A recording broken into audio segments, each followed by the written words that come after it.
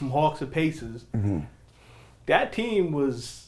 You look at it on paper. That was a serious team. So when you got traded, did you look at it and say, "Yo, I think we can make a serious run"? To the Pacers. On the Pacers. Yeah. Well, I actually got signed with them at the end of the season with the Hawks. Yeah. But I knew we had a great team. I mean, the whole league knew that.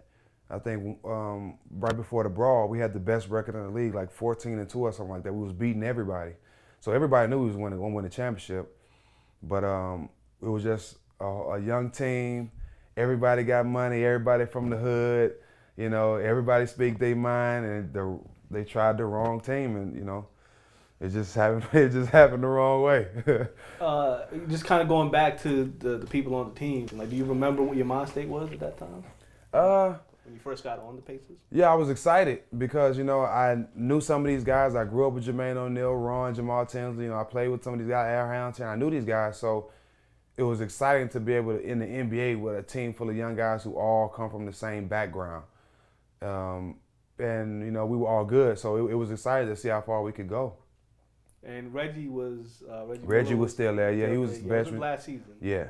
What was that like, being teammates with him? Great. I mean, to be able, like, I played with a lot of great Hall of Famers, but Reggie was another special one. Just to see how he prepared for games. He was a true professional. All he did was worry about performing and being a great teammate. And I think that kind of rubbed off on me, being a great teammate. I learned that from him. And everyone knows the story about the situation, but I always wondered, when you guys look back at it, is there anything different that could have been done, or it was unavoidable because of how Ron was back in the day? Well,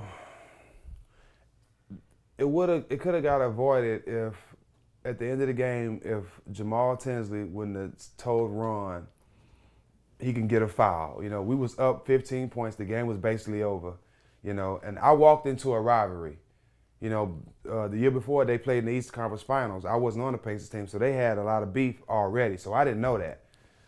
So I'm just, you know, it could have easily been avoided, but you know they had it on their mind. It was already beef there, so I just was in the wrong place at the wrong time. So ever since then, as playing the Pistons or anybody that was on that team, has it ever been awkward or? Nah, man, I have a lot of respect for Ben. Me and Ben, when we see each other, we speak. I still get booed when I go there, of course. That's not the only place in the NBA I get booed, but it's no bad blood there. I'm still cool with a lot of guys on that team. I think I'm not the only one to say this, but my favorite time of your career was with the Warriors. I think that playoff run where you guys knocked off the Mavericks was exciting for just basketball fans in general. What was that time like? I think that was the best years of my career. Because we not only were we a great group of young guys, but we did it the right way, like I wish we would have done it in Indiana. You know, we went out together, we ate together, we did everything together, and it transferred to on the court. That's why we was such a close group. And we had a great coach too, Don Nelson. He was one of those coaches where he don't care about practice, he don't care about what you do at home, he don't care about what you do before the game, as long as you play at 7:30. And the team we had, we needed that type of coach because he didn't want to be our father, he was our coach. And that's why we played so well. That was the best years of my career. The We Believe campaign when we beat the Mavs was unbelievable. And it was like also not only the best year of my career as a team, but individual. You know, my best stat-wise, that was my best year. Okay, so I think it's awesome to know that you feel the same way fans do. Cause we were all rooting for you guys. Oh, it was crazy. Like, we were rock stars, you know. It got to the point where everybody that was going to the Lakers games were in Oakland at our games. You know, Penny Marshall, Snoop Dogg, Jessica Alba, Kate Hudson. They all at our games supporting us now. So, you know, we were bigger than life that year. And it's something that I think every player that was on the team would never forget. That series against the Mavs, I mean, I think, of course, when you guys are professionals, you guys are athletes, you guys feel like you can win every game. But was that actually how you guys felt? Did you guys know you can take these guys on? Yeah, because from the first two games of the season, we beat them by like 30-some points. And, you know, the coach we had was the previous coach, so he knew Dirk well. So he gave me the recipe how to guard him. So during the regular season, we beat them all 4 times we played them. So we knew going into the playoffs that we was in their heads. And the first game of the playoffs was in Dallas, and we ended up beating them there. So we knew, we had them. So the regular season counts? Well, like, is it really that important how you handle It's important because, the only thing that changes from regular season to playoffs with teams is how they prepare and the level of basketball. In the NBA, you have 5, 6 different levels of basketball. You have preseason, you have regular season, you have first round, second round. So each level of playoffs, the level of basketball goes up a notch. So it gets more exciting. So guys got to turn up. So how teams prepare and how the players prepare is the only way, because the team is the same when you play them in regular season. It's the same guys. You just got to prepare different. Interesting. Okay, because you hear it all the time from media, fans, certain players.